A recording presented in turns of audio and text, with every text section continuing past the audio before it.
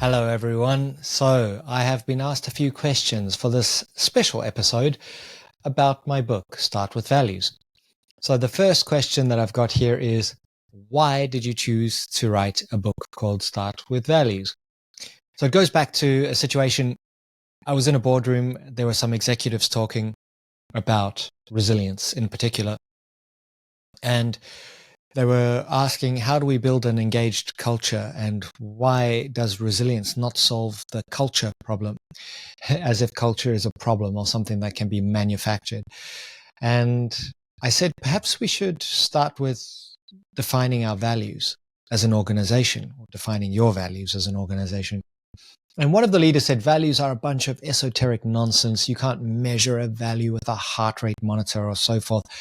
And that got me thinking, I believe you can measure a value, or at least your alignment with a value, especially in times of distress. So if I have to make a decision and there is going to be a conflict between a deeply held value and the action that I'm considering, well, there's going to be a kind of dissonance. I'm going to feel tension. My heart rate will increase. I may even release adrenaline and cortisol, finding myself shifting into a fight-flight mode in terms of my nervous system. And in that case, you really can measure values misalignment. So, for example, if I value honesty and now I have to tell a lie to protect somebody or to protect myself, suddenly I am out of alignment with my values. And you can probably detect that using a heart rate monitor. So that was the genesis of the idea. I really started thinking about this idea of core values and how we can use them to illuminate the path so that we feel more aligned with what we do, what we think, how we feel, and ultimately how we navigate the world, our legacy, our impact. Values aligned action seems to be the key. And in my own life, it has made a huge difference, because as soon as I became clear about what I value, I could become more intentional. So getting clear about the fact that I value fitness, kindness, and creativity means that each and every day I can prioritize actions that align with those values, or at least use those values as lenses through which I observe my challenges and opportunities. So I might be dealing with an inbox full of email. I can ask, well, can I be creative right now? Perhaps not. Perhaps yes, I could strive to write short, sharp emails and maybe answer the emails using the most effective language or so forth. Could I be kind? Now that's an interesting one. Yeah, instead of feeling resistance or being resentful of the fact that I have to do admin, I could respond to people with kindness, take into account how they might have felt when they were sending that email to me. And finally, can I be fit? Well, maybe I'll stand up. I've got a stand-up desk. Why not use it sometimes, right? So stand up while processing those emails. You see what a difference it can make when you reconnect with what's most important to you and apply that to your daily activities.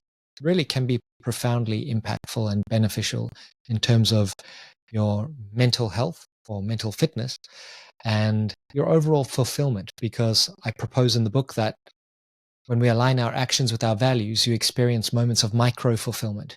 Now, there was a study that we ran at the Resilience Institute in 2023, and it was fascinating to see the skills that support the highest performers, those with the highest resilience, and which skills differentiated the highest performers from the lowest, the least resilient people. And in first place was fulfillment. And this just reiterated for me the importance of values, because when you align your actions with what's most important, you do experience fulfillment. Life feels meaningful.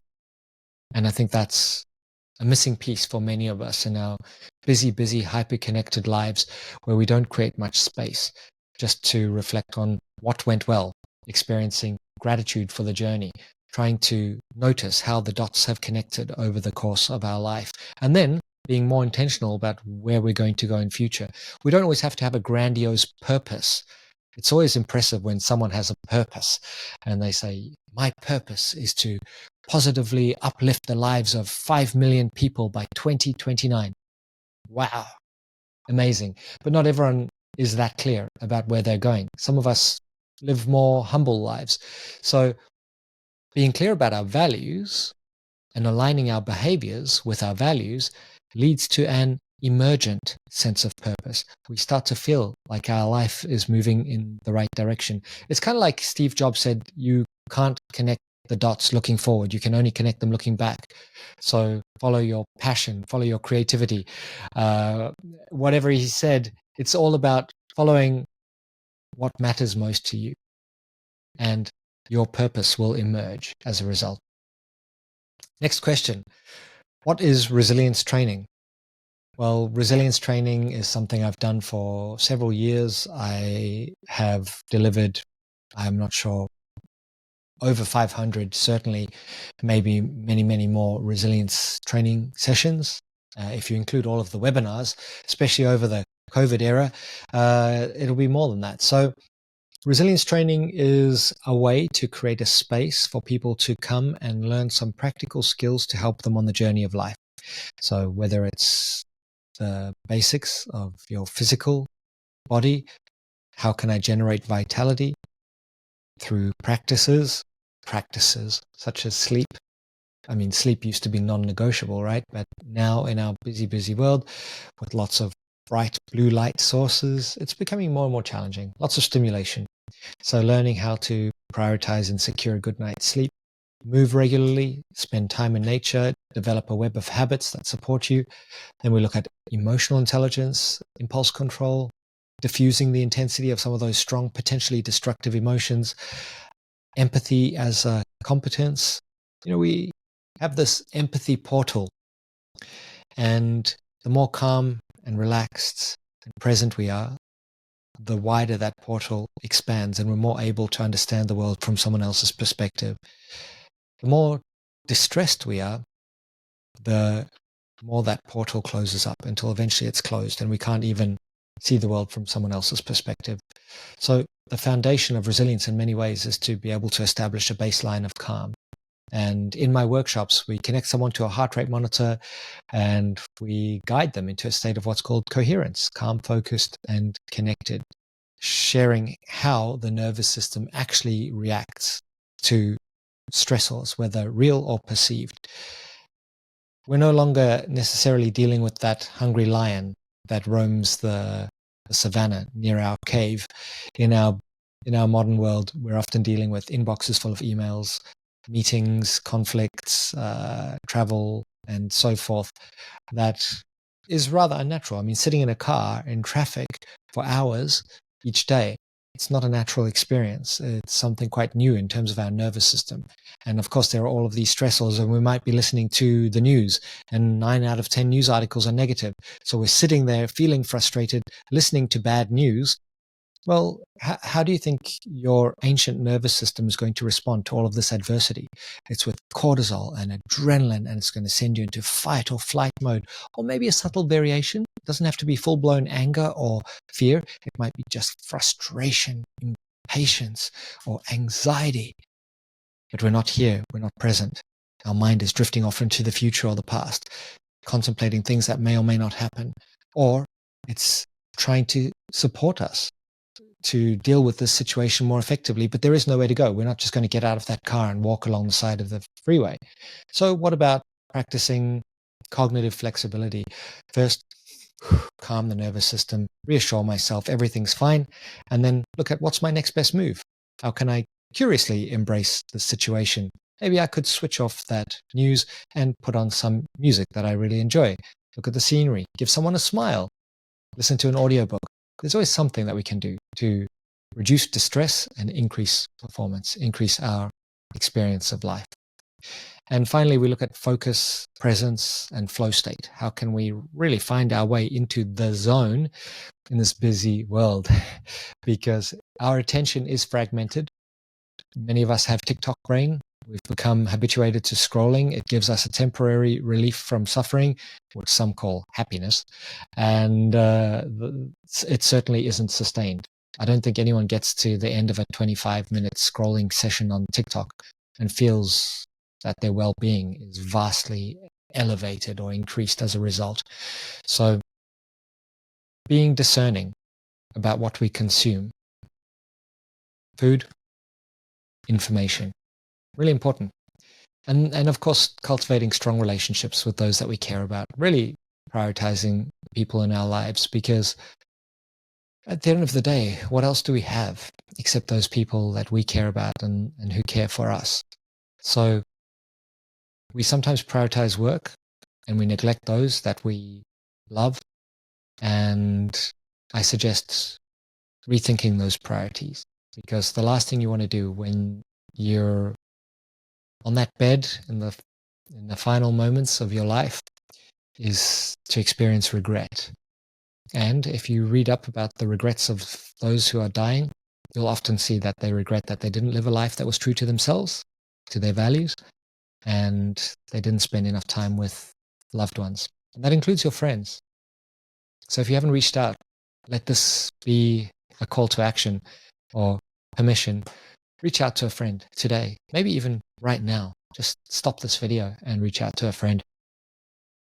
So that's resilience training in a nutshell, and we go way deeper and we balance the science with storytelling and practical tools and humor, because I think that if you can inject some humor into a training session, it's much more memorable. People, it's those strong emotions that anchor us to these important concepts and moments in our life, for good or for bad. So if I'm experiencing heightened emotion and it's laughter and joy, I'm probably going to remember what I was learning at the time.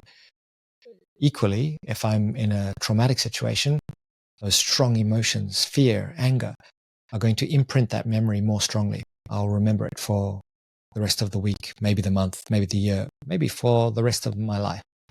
Okay, so that's resilience training. Now, next question. Who do you admire? I admire so many people. I haven't pre-planned responses to this, but offhand, I admire people like Kelly Slater, the 11-time world champion surfer, just how he became the best surfer of all time. And he still is. I mean, he probably still would rank in the top 10 if he was competing. He only stopped competing this year, aged over 50. Perhaps he's the greatest athlete of all time. That's an interesting point. I've met him multiple times over the years, and he was just always so humble. I remember I went to my next door neighbor's flat, living in Durban, South Africa, where I grew up.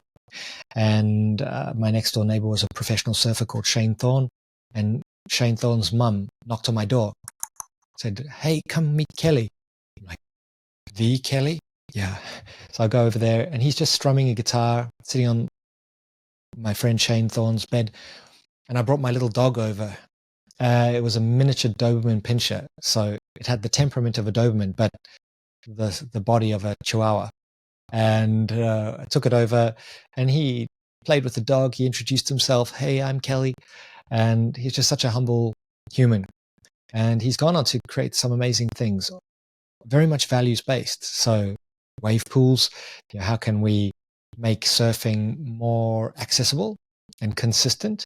Why can't you have perfect waves any day, any time? Here's the Kelly Slater Surf Ranch. It's incredible. What an invention. He created the surf brand Outerknown. I'm an affiliate of Outerknown. There's a link in the show notes if you're interested. I love their clothing. It is just the most robust, well-crafted clothing that I've ever worn.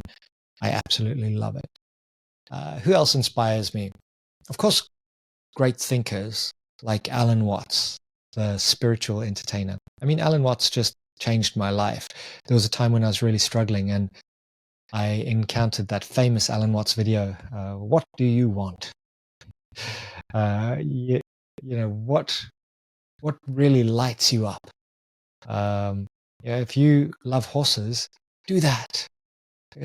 Just get really good at it, because whatever you do, you can become a master of, and there's someone out there who'll pay you money. And that speech changed my perspective, but then I went deep into all of his other teachings, and it rocked my world. Those ideas, such as the universe creating us to experience itself. We are apertures through which the universe is experiencing itself. Just makes you feel so connected to the whole. And many other such concepts. Go and explore it if you're interested. So those are two quite different examples. Who else? Nelson Mandela, having grown up in South Africa, just to see someone deal with adversity with such grace and then come out of prison and say, let's be a rainbow nation and all work together. Everyone has a place here. Inspiring, right? Okay, let's have a look at the next question. How do you stay motivated and consistent in your work, especially when facing challenges?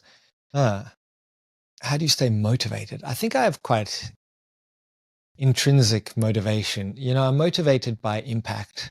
I'm motivated by service. I'm motivated by just trying to leave the world a bit better than I found it. And I was inspired by my grandfather. His name was Richard Owen Peake.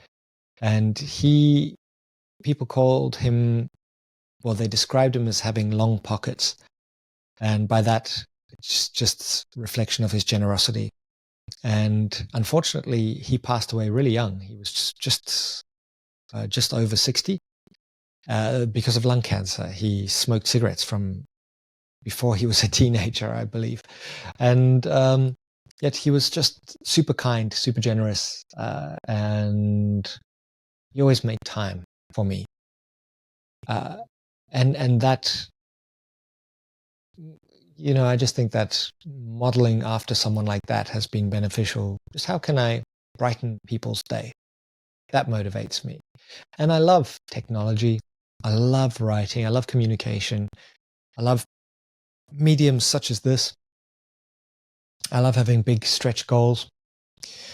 I am motivated by creation and creating things that help people to enjoy their experience of life. And let's not pretend that I'm not doing it for myself as well. I want to secure a good life for my family and myself, and to be able to have adventures and new experiences, but mostly experiences that align with my values: fitness, creativity, kindness, and freedom is a core value of mine as well. Fitness in some ways has just been embedded. I no longer have to think about it. So we could almost say that is a silent value now, because it's so ingrained. That's where you want your values to go ultimately, is to just be habits that are non-negotiable. I don't have to think about it. At 4 p.m. every day, I just leave the house and I either go to yoga or go running or go surfing or something. I don't have to think about it. And if I don't do it, it feels way worse than if I do it and it's a difficult run or a difficult yoga class. That's where you want to get to with your habits, right? So yeah, being open to evolve over the course of your life is important. But yeah, being of service, that's what motivates me. And creativity. What demotivates me is, well, it's not demotivate, it's alienates, I suppose, is politics, especially within an organization. Too much focus on detail, admin. I find those types of things quite draining. Okay, let's have one last question for today. What does a typical day in your life look like, and how do you incorporate resilience practices into your routine? Okay, so I'm on the journey, and I always say this in my workshops. I am not better than you. I have dedicated a lot of time and thought to this idea of building resilience and well-being. So a typical day starts off with a glass of water, and then I go outside and I do some breath work with sunshine on my eyes. And I found that is a fantastic circadian reset. Blue light from the sun triggers the suprachiasmatic nucleus, wakes us up, gets us ready for the day. Sometimes I'll jog around, do some jumping jacks. This morning I did some weights first thing in the morning before doing anything else. What a nice way to start the day. Coffee, critical. Maybe not after 2 p.m. if you have problems sleeping. Just a little tip there. The half-life of caffeine can be up to 8 hours, and it can seriously reduce sleep quality. What else? So start off the day with that little morning routine, and then I get into my work. I mean, some people like to go and do exercise early on, go for a run or whatever. I like to get straight into it. I find I'm able to cultivate flow state much more easily in that first hour or two in the morning. Then I will always give myself a break, tune out for a little while, maybe go outside again, look at the ants. They're pretty stressed and busy too.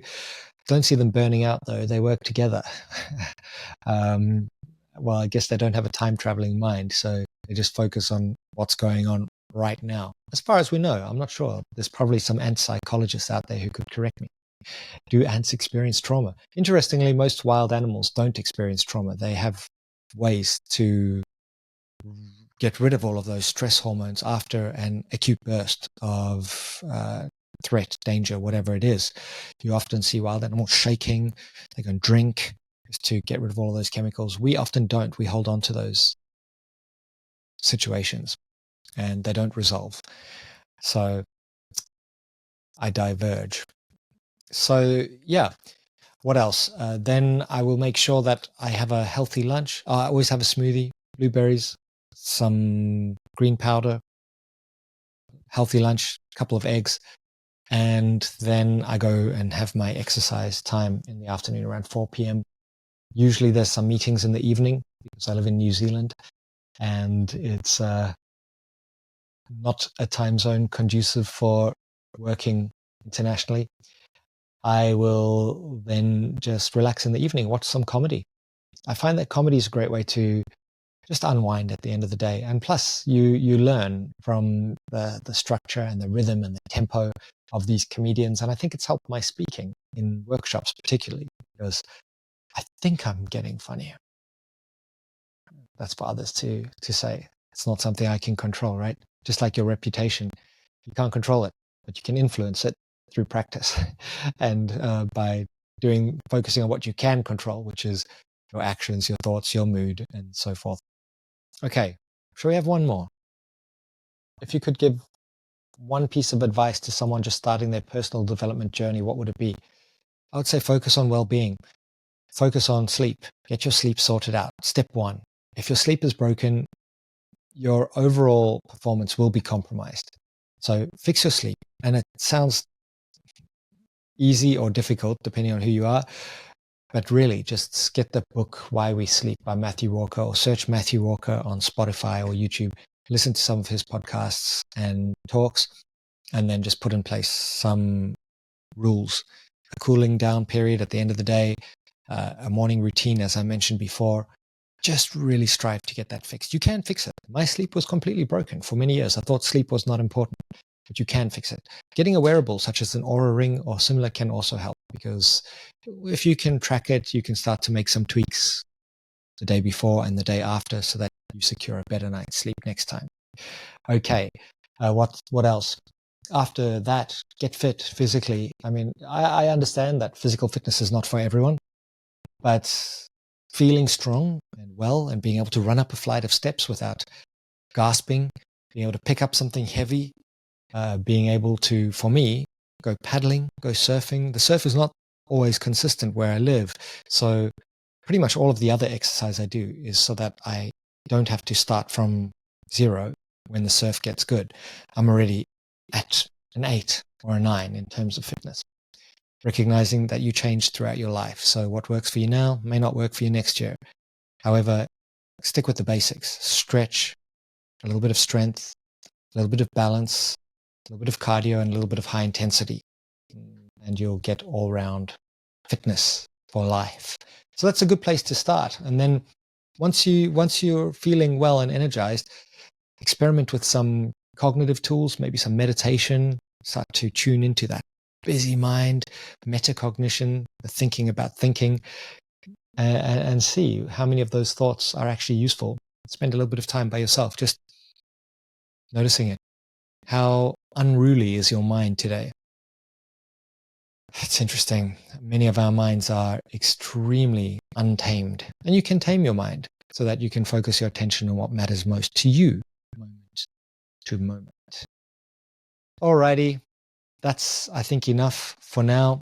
Those are good places to start. There's, of course, much, much more.